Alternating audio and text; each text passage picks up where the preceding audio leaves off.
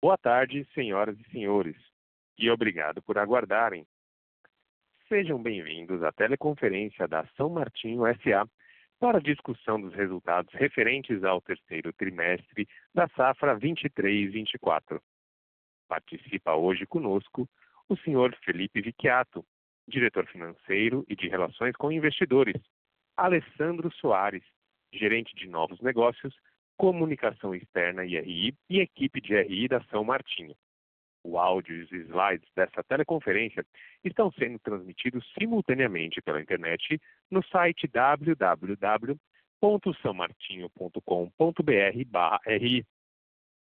Informamos que todos os participantes estarão apenas ouvindo a teleconferência durante a apresentação da empresa.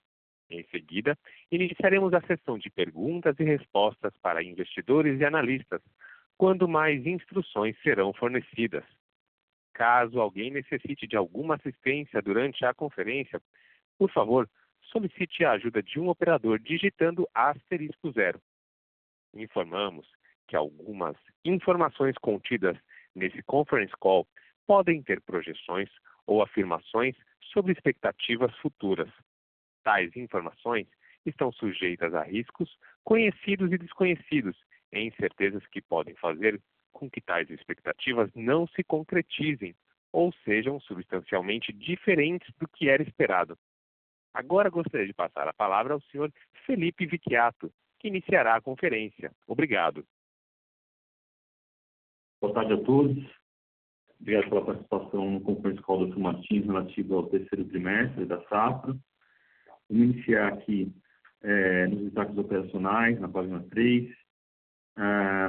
Nós encerramos a safra em meados de dezembro, nas nossas 3 unidades, com um crescimento aí de 15% de moagem, chegando aí a 23 milhões de toneladas de cana, próximo à nossa capacidade industrial de 24 milhões, com um crescimento equivalente aí, tanto na cana própria como na cana de terceiros.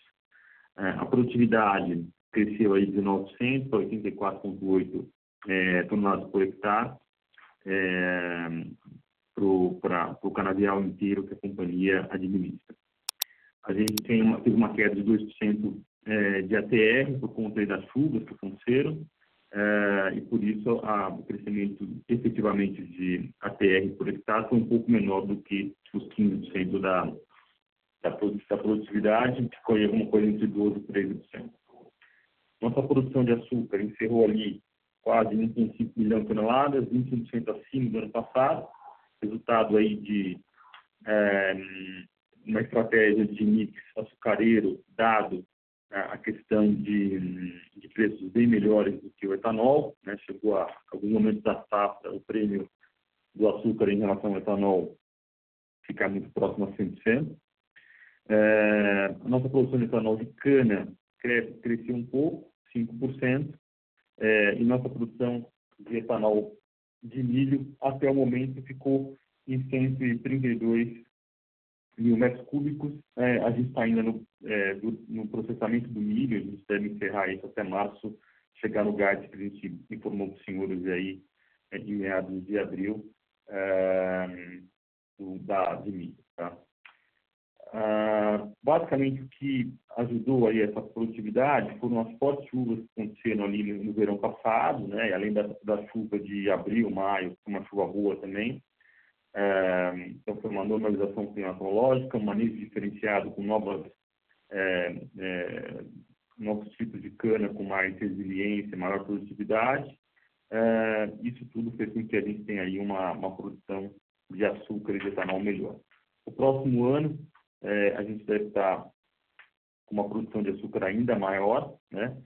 Dado aí, principalmente, alguns investimentos que a gente está fazendo em destravamento de mix, né? Tirando alguns gargalos de 2 usinas nossas, e a gente deve estar com mix mais açucareiro ainda no ano que vem, se mantiver aí esses prêmios de açúcar em relação ao etanol, como a gente ainda observa nesse momento. Tá? Na próxima página, a gente tem aqui um resumo dos resultados do trimestre, né? Foi um trimestre marcado aí uma boa performance no açúcar. A gente vendeu de volume 16% a mais do que o ano passado, ancorado aí pela maior produção, com preço médio 23% maior. Por outro lado, a gente teve aqui uma queda no preço médio do etanol bastante representativa, 23,6% abaixo do que foi no ano passado, com volume praticamente estável, né?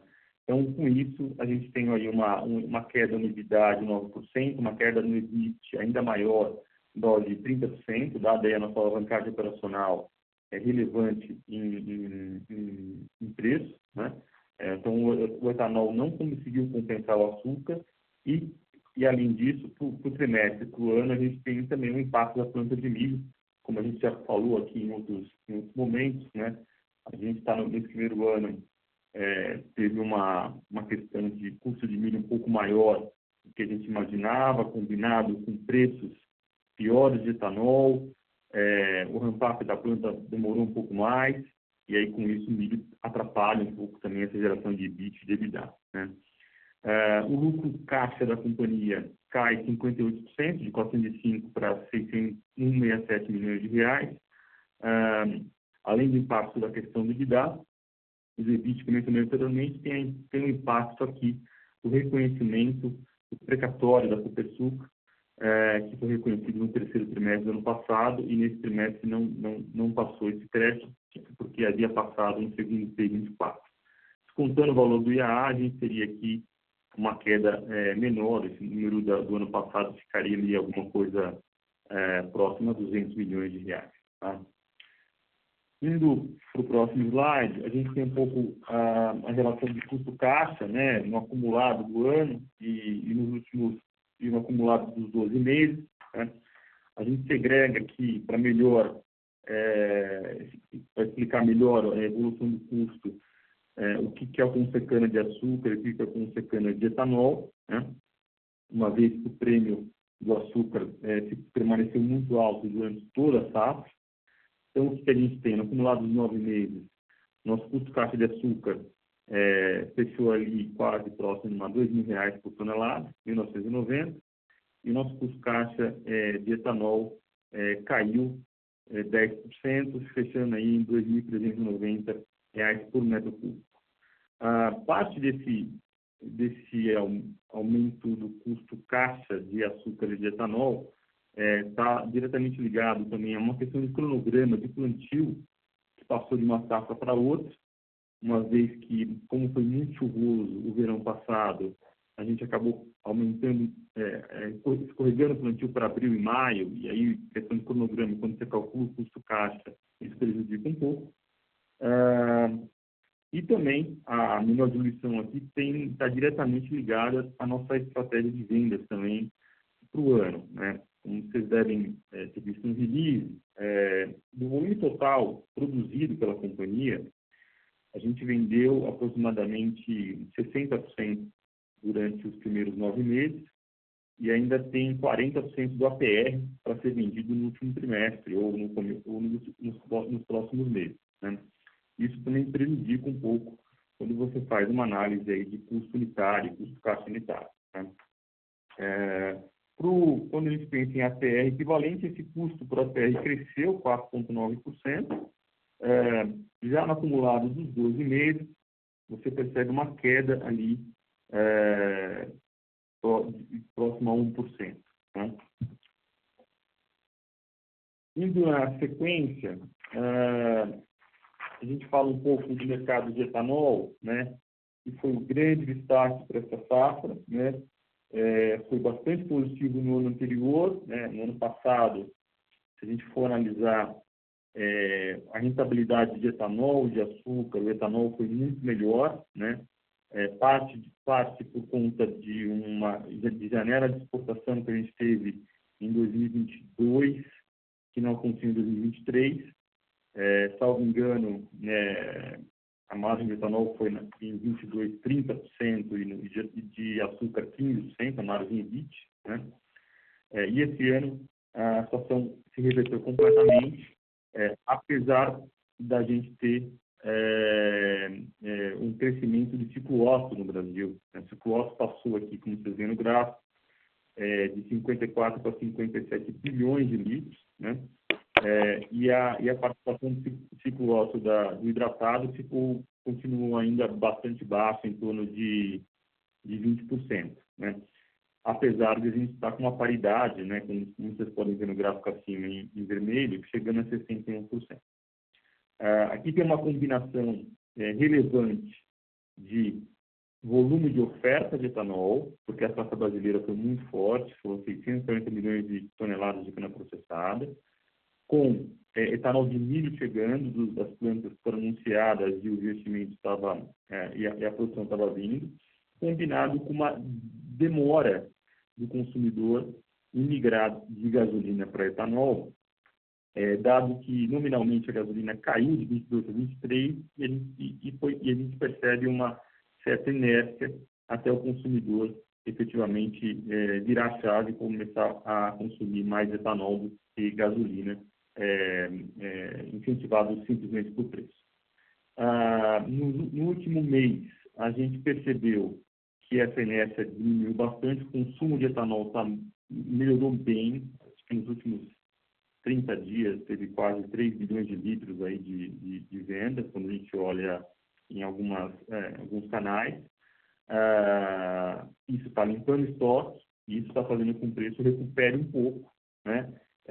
O que deve ajudar a gente a vender os nossos estoques e deve ajudar também para uma safra um pouco mais normalizada para o próximo ano, né? Depois a gente pode falar um pouco da que a gente espera de safra aqui, mas só para iniciar a conversa, a gente espera uma safra menor no ano que vem, né, dado a condição climática, né? E aí, com isso, você tem uma oferta mais normalizada de etanol e a gente não espera que fique ali nessa paridade aí extremamente baixa durante todo o ano, tá? Enfim, a gente fecha aqui, antes de abrir para perguntas e respostas, um pouco a questão de rede da companhia. A gente encerrou em dezembro com 45% de rede da cana própria para o próximo ano, um preço ali próximo a R$ 2.700 por tonelada. Esse preço é 14% acima do preço médio de cana própria que eu receitei até o acumulado dos 9M24. Considerando que o meu custo caixa no ano que vem, a gente espera que caia ainda um pouco mais, né? A gente deve ter um ano muito bom para açúcar.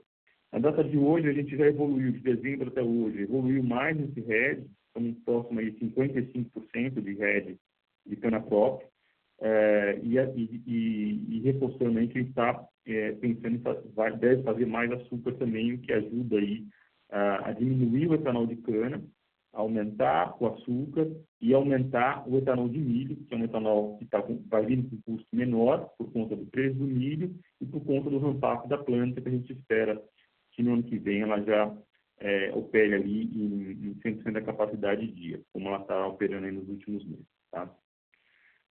Bem, por hora é isso. Vamos abrir para perguntas e respostas aqui e a gente continua a conversar. Obrigado. Obrigado. Iniciaremos agora a sessão de perguntas e respostas para investidores e analistas. Caso haja alguma pergunta, por favor digitem *1 ou através do chat localizado no canto inferior direito da plataforma de webcast. Por favor, aguardem enquanto coletamos as perguntas.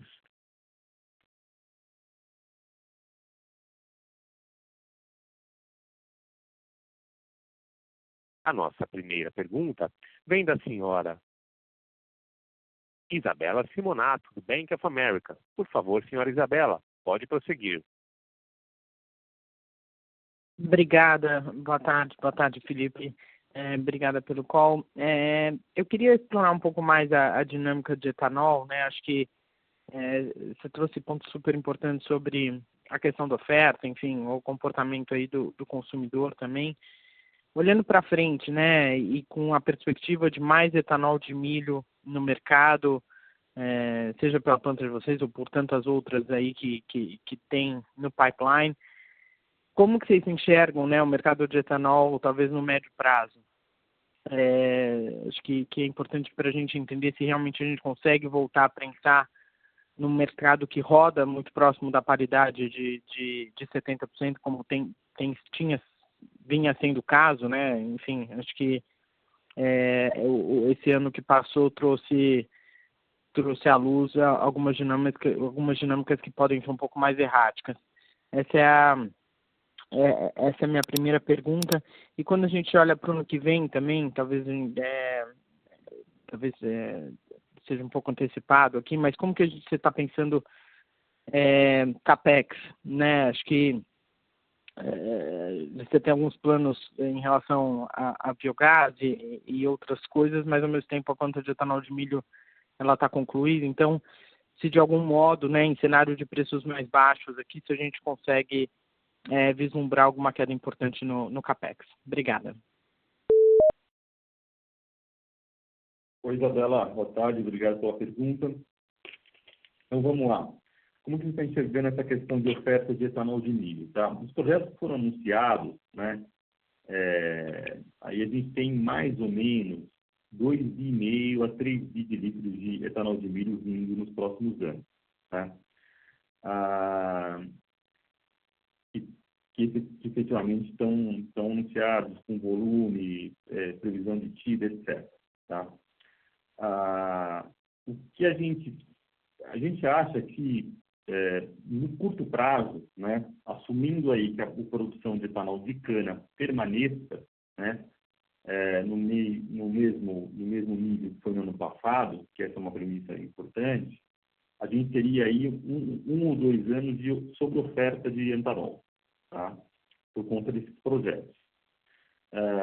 Então, no ano que passou, né, na safra 23, estamos encerrando agora em março, a gente teve um aumento de oferta de etanol de cana, aumento de oferta de etanol de milho, menor demanda do mercado doméstico e não teve exportação, né?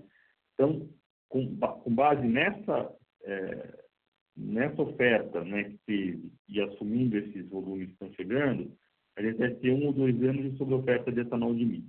Porém, o que a gente está vendo para o próximo ano, né, é que a produção de etanol no Brasil de cana, assumindo aí o clima até o momento, né, que foi bastante ruim em dezembro e em janeiro, principalmente na região oeste de São Paulo, né, e somado a alguns investimentos já anunciados aí por diversas empresas na cristalização de açúcar, ou seja, no aumento do mix, a gente teria ali no ano que vem já um cenário de oferta de etanol menor, né, do que foi no ano passado, e com isso aí um preço mais equilibrado, aí voltando para a paridade. Essa é a nossa expectativa.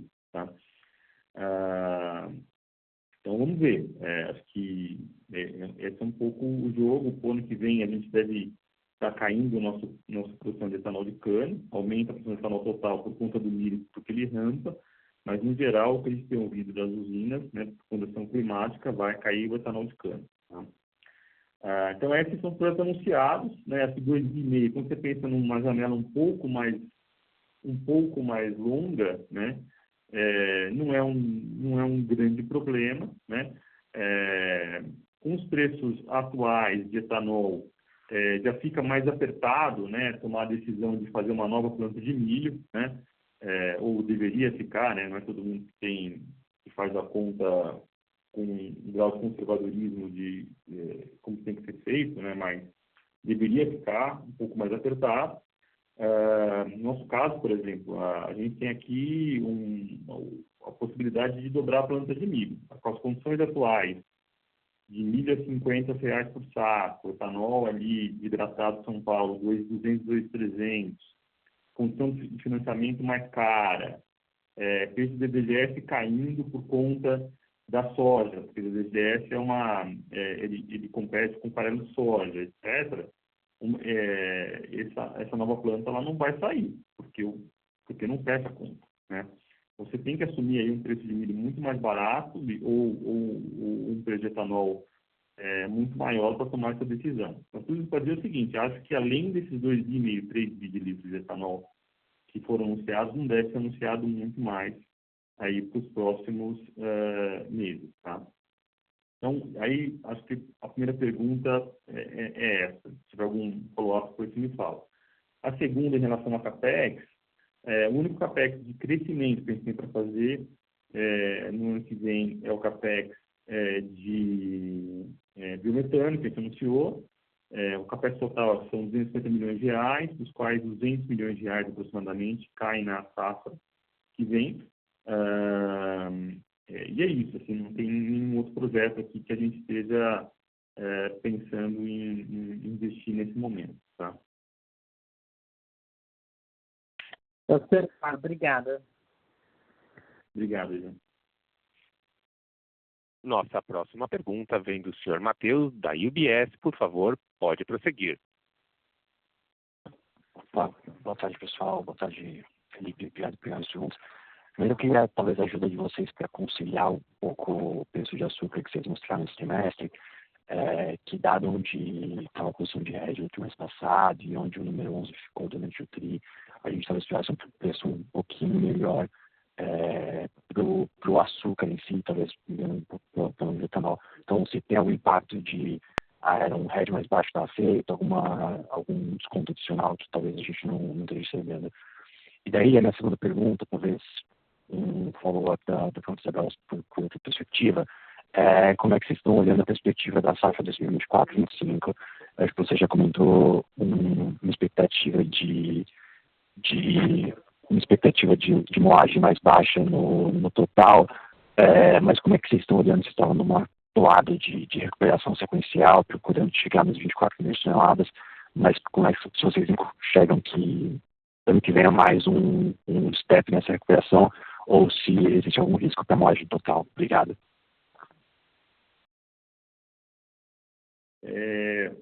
A tua pergunta foi um pouco falhada, mas eu vou tentar responder aqui. Depois, se faltar alguma coisa, a gente te fala, tá? Mas em relação a reconciliar o preço do açúcar, né, registrado nas BS contra o RED, depende muito da tela, Matheus. Assim, quando a gente divulga o RED da companhia, a gente não divulga ele tela a tela, a gente divulga uma média, né?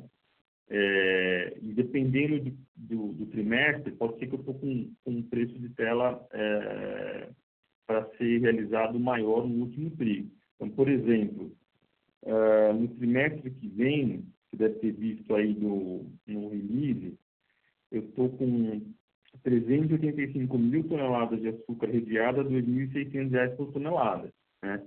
É mais ou menos esse preço médio que vai ser transitado no resultado no próximo TRI.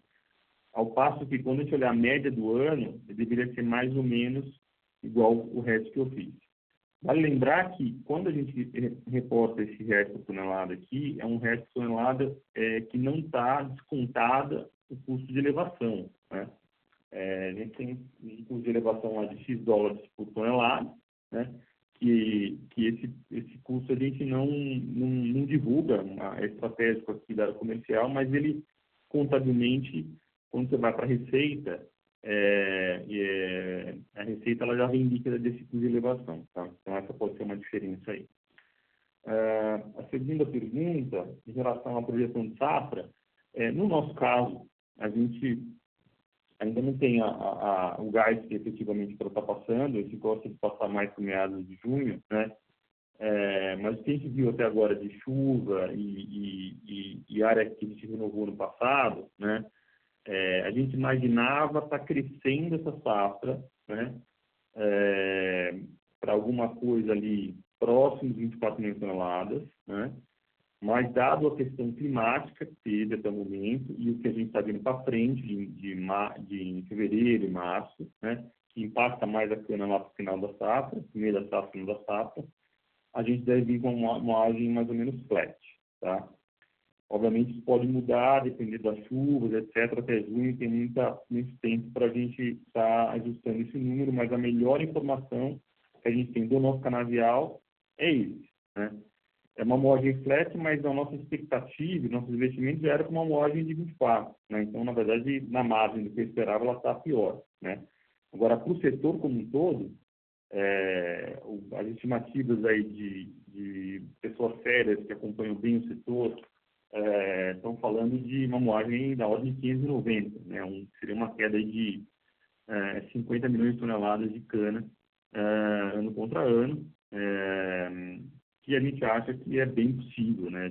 Nós temos um time aqui que rodou os canaviais de São Paulo e as regiões são bastante díspares. A gente vê pela nossa própria usina, tá? Se a gente pensar Boa Vista e usina São Martinho, a gente teve bastante chuva de maneira uniforme, que vai melhorar até a produtividade. Por outro lado, em alguma região da EBC, Montada da Santa Cruz, as chuvas não foram uniformes e vai piorar a produtividade. Na média fica igual, mas você tem uma disparidade grande entre regiões. No oeste de São Paulo está bastante ruim, né? E deve ter um impacto grande aí na questão de moagem, tá? O que eu acho, no fim do dia, né, saudável até para o preço, né? De etanol principalmente, né? Porque, assim, de fato, assim, a gente tem um ano como a gente teve, né, com uma boa produtividade, etc., e não enxergar isso nos resultados, né, ter um ano pior de resultado, porque tem um excesso de oferta pontual e o preço cai nessa magnitude, é complicado, tá? Então, essa é um pouco a nossa expectativa. Vamos ver se isso vai se concretizar aí. Acho que nos próximos 2-3 meses fica um pouco mais claro. Perfeito, obrigado. Obrigado. Nossa próxima pergunta vem do senhor Gabriel Barra, do Citibank. Por favor, pode prosseguir. Oi, Felipe, obrigado por pegar minhas perguntas aqui. Tenho duas. Acho que o primeiro ponto sobre biogás, né? A gente chegou a mencionar sobre alguma coisa sobre alocação de capital e etanol, que hoje realmente não faz muito sentido dado o que tem de produção vindo pela frente, e essa incerteza de demanda, etc. Mas vocês aprovaram um projeto de biogás recentemente, né? E um projeto interessante. Então, se pudesse falar um pouquinho mais sobre o projeto e as futuras intenções da companhia em relação a esse tipo de projeto nas outras unidades, se é só um primeiro passo, vai demorar um pouco mais para a gente ver isso, talvez nas outras usinas. Então, se puder falar um pouquinho sobre a estratégia de vocês em relação à alocação de capital em biogás, seria interessante. Um segundo ponto, até fazer um follow-up na questão do etanol. No etanol de milho especificamente, a gente já viu que você já tem um volume razoável já para a próxima safra, num preço relativamente alto. Então, se pudesse falar um pouquinho sobre nível de rentabilidade, se pudesse dar um pouquinho de cor, o que vocês estão esperando para o próximo ano em relação à planta de etanol de milho, em relação à operação, margem, e até níveis de retorno vis-à-vis o que você estava esperando no começo do projeto. Se teve uma mudança muito drástica, no primeiro ano com certeza teve, né, mas com algumas questões que vocês mesmos mencionaram, mas olhando para frente, se está ainda em linha com o que você estava esperando, se pudesse falar um pouquinho sobre isso, ajudaria bastante. Obrigado. Não, obrigado, Gabriel, pela pergunta. Deixa eu começar pela segunda, que ela é mais... a gente consegue dar um pouco de mais cor aqui no projeto de fábrica de etanol. De fato, assim, a fábrica de etanol esse ano para a gente foi uma grande decepção, né? Os resultados que a gente está vendo estão longe do que a gente planejou. Pegamos aí três itens que pioraram bastante, né? Do ponto de vista de preço de DDG, preço de etanol e produção em si, né? Porque a produção, além de eu produzir menos do que eu imaginava por dia, a qualidade do DDG que eu fiz no início da safra foi uma qualidade pior, que eu tive que vender ainda com um desconto maior, né? Então, além do preço do DDG cair, eu tinha um produto de uma qualidade pior e aí eu acabei vendendo um preço menor. Então, assim, no fim do dia, o que eu estou entregando de resultados de planta de milho esse ano não serve para referência para nada. Dito isso, vira a página, o que a gente tem para o próximo ano. A planta de etanol de milho já está operando na moagem diária full capacity, então a gente espera aí que isso aconteça no ano que vem inteiro, né? Então vamos chegar ali na moagem de 490, 500 mil toneladas de ano de milho. O custo de milho, eu acabei comprando o milho mais ou menos a R$70 por saco nesse ano. No próximo ano, os preços já estão ali entre 50 e 55, então uma queda aí da ordem de 20% no custo de milho, o custo de milho representa, o milho representa 85% do custo do etanol, né, de milho. E você tem o DDGS, que a minha produtividade vai estar maior, eu tenho mais produção de DDGS com uma ótima qualidade. A grande questão, talvez o único ponto que a gente tem que observar ainda é o preço do DDGS, por conta do preço da soja, né? Como a gente compete com o farelo de soja, né? Se o preço da soja ficar muito baixo, a gente vai acabar, o preço do DDGS não vai ficar nos 1.200 que a gente esperava no início do projeto. Mas tudo isso, né, a gente consegue ali ter um retorno entre 100 e 150 milhões de reais na planta de milho, mesmo com esse preço de etanol um pouco mais pressionado, tá? Esse é um pouco a nossa cabeça. E essa primeira pergunta, de futuras expansões de biometano, essa planta de biometano, a primeira, a gente fez com um fundo de inovação, né? Então tem o fundo do BNDES, mais a FINEP, que está financiando quase a totalidade do projeto. É um funding com custo bastante competitivo, porque sem o funding de inovação, uma planta de biometano hoje, nos preços de biometano do mercado, ela não é viável, né? O retorno fica muito abaixo do custo de capital, né? Então, por isso para dizer o seguinte, sem o funding, eu não faria esse projeto. Mas como o funding de inovação é de uma planta, só a primeira planta que é inovadora, se eu fizer se eu escalar para as demais unidades não tem inovação, eu tenho que pegar um fundo de mercado, a princípio eu não estaria fazendo mais plantas nas outras unidades. O potencial existe, né, mas o retorno ao preço do biometano hoje não compensa. O que pode mudar nessa história toda é se de hoje até daqui a alguns anos, se efetivamente houver uma adoção maior de motores de alta potência a biometano, né, substituindo o diesel, né, lembrando que eu consumo aí mais ou menos 500 milhões de reais por ano de diesel equivalente, né, quantos milhões de litros? Não tenho de cabeça. 16 milhões de litros, o John me falou aqui. Então, esse é meu custo de diesel, que eu acho que hoje é o meu maior custo aí depois de cana, tá? Então, se efetivamente a gente tiver aí uma tecnologia de motor a diesel para colhedora, caminhão de pesado evoluir para usar biometano, a gente consegue 90% da nossa necessidade com nossas plantas próprias, tá? Mas é isso, assim, então, por hora não tem novo projeto de biometano até que uma dessas condições muda. Super claro. Obrigado, Felipe. Obrigado, Barra. Nossa próxima pergunta vem do senhor Lucas Ferreira, da JP Morgan. Por favor, pode prosseguir. Oi, Felipe. Oi, João. Boa tarde. Dois follow-ups. O primeiro, só para esclarecer, na planta de vocês de etanol de milho, como é que está a questão da qualidade do DDG? Algo que vocês já conseguiram acertar? Esse preço já está meio que no que vocês esperavam, assim, esse desconto, na verdade, no que vocês esperavam? Na verdade, até talvez um prêmio, né? Mas como é que está essa questão? E a outra, uma também um pouco filosófica, que a gente falou nessa mesma discussão do etanol de milho, que é o seguinte, né? Acho que se olhar 5 anos para trás, a quantidade de etanol de milho cresceu bastante no Brasil, talvez um pouco acima do que se esperava.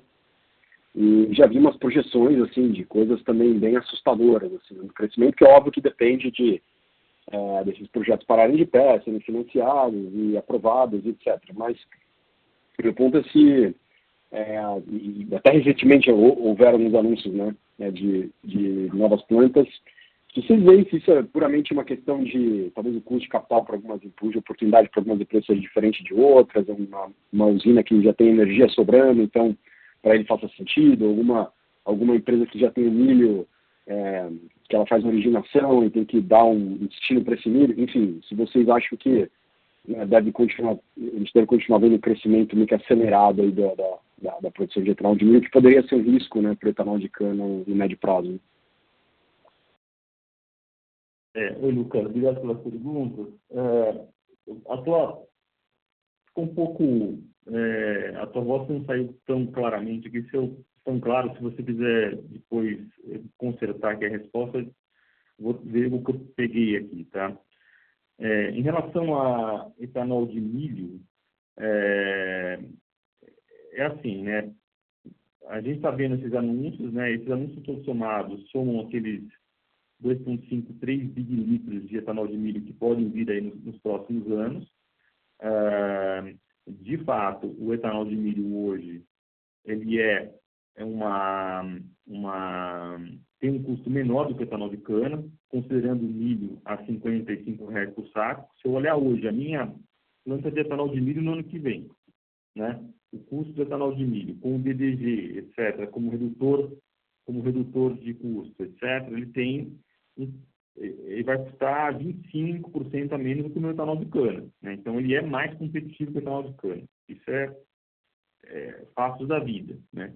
A gente sabe disso e a gente via isso alguns anos atrás, por isso que a gente tomou a atitude de investir nessa planta de etanol de milho, e a gente está estudando aqui, até, se for o caso, mais para frente, investir mais em açúcar até na própria BV. A BV tem capacidade ali para a gente fazer 500 mil toneladas de açúcar, tirando um volume grande de etanol, né, de cana, né? Então, a empresa ficaria com menor exposição ainda de etanol de cana, através dessa planta, e teria só nível de exportação, né, caso haja mercado, nas plantas de São Paulo.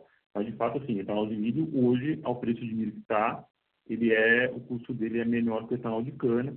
E esse preço de milho onde ele está, ele tem aí o desconto logístico, né, que pode ser que um dia ele feche, né, em relação ao mercado exterior, mas ainda esse desconto logístico ele existe, né? Existe uma abundância grande de milho na região de Goiás, na região de Mato Grosso. Então, essa competição vem. Mas, tudo isso para dizer o seguinte, para você aprovar um projeto hoje novo, né, com o CAPEX, nas nossas contas aqui, está um pouco mais alto, né? Tem a questão de volatilidade de preço de etanol de milho, né? A gente geralmente aprova com um pouco mais de gordura, tá? A primeira pergunta em relação ao DDG, a gente já, a qualidade do DDG nosso foi pior no começo da safra de milho, agora a gente já regularizou e o DDG já está saindo dentro da qualidade esperada no projeto e já estamos vendendo ao preço de mercado mesmo, sem nenhum desconto. Legal, obrigado, Felipe. Obrigado, Lucas. Nossa próxima pergunta vem do senhor Pedro Fonseca, da XP Investimentos. Por favor, pode prosseguir. Oi, Felipe, boa tarde. Obrigado por pegar minha pergunta. Eu queria fazer mais um follow-up na questão do etanol de milho. Só se você puder lembrar a gente um pouco fazer uma estratégia de formação de estoque. Né? Se eu não me engano, vocês estão com estoque para pouco mais de metade da necessidade do ano. E se com essa queda recente do milho faz algum sentido uma aceleração de compra, ou se a companhia vislumbra um preço ainda menor. Esse seria o primeiro ponto. E o segundo ponto é uma pergunta um pouco mais técnica / contábil. Se você pudesse trazer um update para a gente em relação àquela discussão sobre a caracterização da manutenção do custo de entre-safra das máquinas da usina como um estoque de manutenção e não como um CAPEX. Né? Essa é uma coisa que a gente tem pouca visibilidade. Se você puder trazer para a gente um update do que a companhia está vendo de discussão, o que poderia ser potencial impacto nos financials, seria interessante para a gente também. Obrigado. Bom, em relação ao etanol de milho, a gente tem... Deixa eu pegar aqui o último dado.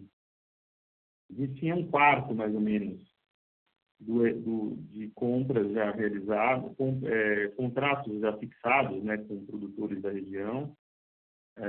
a um preço ali próximo a R$52 por saco, perdão. E a gente deve virar um estoque aí de 20% numa média aí de R$60 por saco, aproximadamente. Ou seja, tem ali entre 50% e 55% ainda para comprar. E a questão agora a gente está... Esse é o momento que deve vir as chuvas lá em Goiás. Essas chuvas, a princípio, vão vir com uma boa regularidade aí para o plantio do milho. E a gente está entendendo que vai ter milho na região, né, em abundância. O preço a gente acha que só não vai cair muito, né, aos níveis que a gente viu no ano passado, depois em meados de maio, junho, quando caiu bastante o preço do milho lá na região, porque no Mato Grosso, com essa quebra de safra de soja, né, também quebrou um pouco a safra de milho e vai acabar que uma coisa e outra vai se equilibrar. Mas na nossa cabeça, assim, naquele número que eu falei de retorno de milho e de geração de caixa, a gente deve passar com milho pro ano que vem alguma coisa entre R$50 e R$55 por saco. Tá? E em relação à pergunta tua contábil, né? Isso aí é interessante, né? Eu não estou ficando velho, né? Então eu lembro das coisas. Assim, eu comecei aqui na São Martinho em 2006. No ano seguinte que a gente listou a empresa, né, veio uma história, né,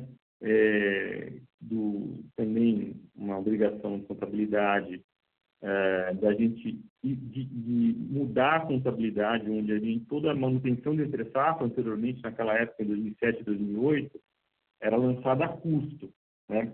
E aí vem essa norma contábil, falando, não, está errado lançar a custo. Como ela é uma manutenção de entre-safra que você vai usar na próxima safra, você precisa ativar esse gasto. Daí falou, tá bom, perfeitamente, vamos ativar o gasto. E aí você vai olhar, na época, né, se comparando o EBITDA, né, o nosso EBITDA aumentou, não, só que aí aumentou o CAPEX igual, né, então no fim do dia é uma questão de geografia. Agora, né, tá esse tema novamente, né, e agora nesse tema o Ibracon entende que deveria voltar a manutenção de entre-safra para custo, né, e não CAPEX, né. O setor falou com a Brasca, né, ele se posicionou, a Brasca está em discussão para ver se a gente consegue não mexer nisso, né, porque uma questão simplesmente de questão contábil, se é ativo, se é custo, né, no fluxo de caixa não muda nada, mas atrapalha, né? Porque, assim, tem muita empresa que com isso, né, não é o nosso caso, né? Quem tem um cobre desaprensado de flexibilidade vai ter que sentar para renegociar a cobra, né? Então, é uma questão contábil que pode atrapalhar aí muito a companhia, né? Mas está em discussão, não teve nenhuma evolução, né? A gente entende que não deveria ser assim, porque a gente está dentro da norma de FRS, que foi adotado lá em 2008, 2009, mas tem esse ponto ainda que querem mudar novamente, e se mudar, a gente vai ter que fazer um tutorial lá, nós e as empresas listadas, né, Raizen, Jales, etc., para explicar, né, o que mudou, qual foi o impacto, né, e imagina assim, um estrangeiro, né, que compra diversas empresas lá fora, tá, olha o negócio desse, o EBITDA caindo, até explicar, né, que, não, veja bem, isso aqui estava lá, CAPEX, tal, é um trabalho grande, né. Mas não tem update, esse ponto está sendo discutido, a gente está atento aqui, mas e brigando para que não mude mais, para não atrapalhar aí a comparação do mercado, né. Perfeito, Felipe. Muito obrigado pelas explicações. Só um ponto que eu acabei pensando aqui. Poderia ter algum tipo de benefício tributário a partir dessa mudança ou não? Desculpa, não entendi. Essa mudança que está sendo discutida poderia, de alguma forma, trazer algum tipo de benefício tributário? Por você Não. passar... Não muda nada de questão tributária. Tá bom. Excelente. Obrigado, Felipe. Obrigado. Próxima pergunta vem do senhor Tiago Duarte, do BTG Pactual. Por favor, pode prosseguir. Felipe, boa tarde a todos. Felipe, queria voltar na discussão da próxima safra, né? Você já disse que a gente tem que entender muito o clima, né, daqui até o fim da entre-safra para entender, mas você falou, você sugeriu, né, pensar um ano flat, né, do ponto de vista de disponibilidade de cana. Eu só queria entender duas coisas em relação a isso. Primeiro, se inclui algum grau relevante de cana bisada, né, porque aparentemente vocês não bisaram nada de cana nessa safra que está acabando, eu só queria confirmar. E segundo, se faz sentido num cenário de disponibilidade de cana flat pensar em melhor produção de ATR. A tua ATR dessa última safra foi até que baixo, né, para padrões históricos, imagino por conta dessa cana de finzinho de safra aí que você estendeu, e aí imaginar algum crescimento, portanto, na disponibilidade de ATR produto. Oi, Tiago. Inclui uns 200 mil toneladas de cana bisada, que ficou lá na Boa Vista, né, aproximadamente. Então, essa cana,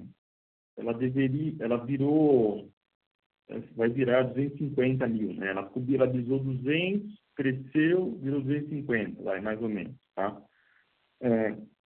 E se a gente assumir que o clima vai ter um clima mais seco, que é o que está aparecendo, né? A gente deve estar recuperando um pouco a ATR, né? A gente voltaria para a ATR aí, subiria uns 2% pelo menos num cenário de La Niña, né? Não, tá claro. E aí, um pouco também numa outra discussão que você já teve, né, de custo dessa safra, você mencionou um pouquinho deslocamento de plantio para o começo, né, lá para abril, que impacta um pouco o custo dessa safra. Você também mencionou que agora no quarto tri você deve vender, né, quase 40% do teu ATR total, que vai ajudar bastante na conta do custo unitário. Mas pensando nessa normalização do teu calendário de plantio para o ano que vem, falando de um ATR por tonelada mais alto, dá para falar ou no mínimo discorrer o quanto que você imagina de queda de custo unitário em 24, 25? Olha, se a gente tirar a questão de plantio, né, que não vai acontecer novamente, né, porque a gente já está plantando agora e pelo jeito não vai escorregar, né? A gente deve cair ali pelo menos uns 5, 6%, ex-Consecana, tá? Super claro, obrigado. Obrigado. Próxima pergunta vem da senhora Larissa Pérez, do Itaú BBA. Por favor, pode prosseguir. Boa tarde, pessoal. Vocês me ouvem direitinho? Sim. Boa, obrigada. Obrigada, Felipe, Alexandre, John. Obrigada por pegarem minha pergunta. Acho que, aproveitando ali a pergunta mais filosófica do Lucas, eu queria fazer uma pergunta sobre irrigação. Porque nos parece que, assim, os eventos climáticos extremos estão ficando cada vez mais recorrentes. E mesmo nesse call, a gente passou uma boa parte aqui falando sobre as condições piores ali no oeste de São Paulo. Então, eu queria entender sobre quais condições de mercado se justificaria para vocês acelerarem potenciais investimentos em irrigação, se tem alguma área específica de vocês que poderia ter ganhos maiores de produtividade com esse tipo de capex.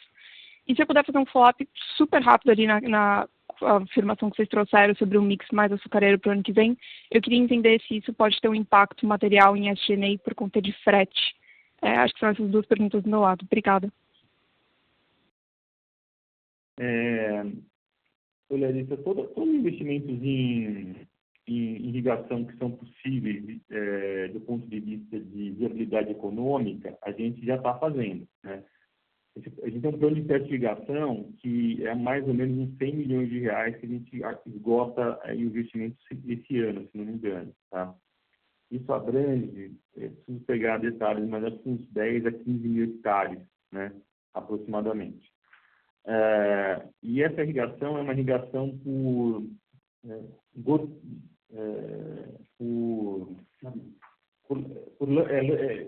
não é aquela irrigação enorme, assim, que você tem que colocar uma infraestrutura muito grande. A gente faz irrigação usando o canal de vinhaça, né? Então, essa dá um resultado, né? Apesar que o lado ruim disso a gente gasta um pouco mais de diesel, né? Porque as bombas de irrigação a gente tem que utilizar diesel. Mas esse plano de irrigação a gente está fazendo do que é possível. Também tem uma questão de outorga d'água, né? Que você precisa fechar o seu circuito de água e pegar outorga. Então é um pouco mais complicado. Tudo que dá e é viável a gente está fazendo, mas está longe, né? O setor também está longe de fazer um plano de irrigação aí para abranger os 300 mil hectares. Aí isso é totalmente inviável, tá? Em relação ao impacto do frete, né, de SG&A, todas as vendas de etanol no mercado doméstico, a gente não tem despesa de vendas, né? Venda de produção de açúcar majoritariamente exportado, a gente exporta ali mais de 90%, então a gente tem o frete até o porto, né? Que a gente faz grande parte dele via rumo, tá? Então, eu aumentando minha produção de açúcar, se eu aumentar em 100 mil toneladas, por exemplo, a minha despesa de vendas vai subir, né? Mas quando a gente faz a conta da decisão do mix, né? Se eu vou fazer mais etanol ou mais açúcar, a gente leva em conta esse frete, tá? Então, grosso modo aqui, né? Se a gente pegar um açúcar ali de 2.700 reais por tonelada, eu tenho 100, 150 reais de frete, a gente chega em 2.550 reais por tonelada no bolso, sendo que o etanol, na mesma base, mesmo colocando CBio, etc., está me remunerando hoje 80% a menos que isso, tá? Então, vai aumentar, mas é totalmente compensado aí pelo preço muito melhor do açúcar do que com o etanol. Ficou super claro. Obrigado. Obrigado. Caso haja alguma pergunta, por favor, digitem *1 ou através do chat localizado no canto inferior direito da plataforma de webcast.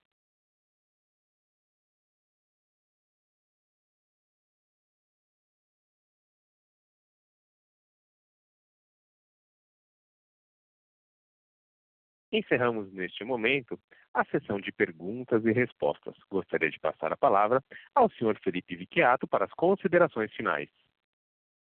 Bem, obrigado aí pela participação. Estamos à disposição aqui o time para dúvidas adicionais. Um abraço, bom carnaval a todos.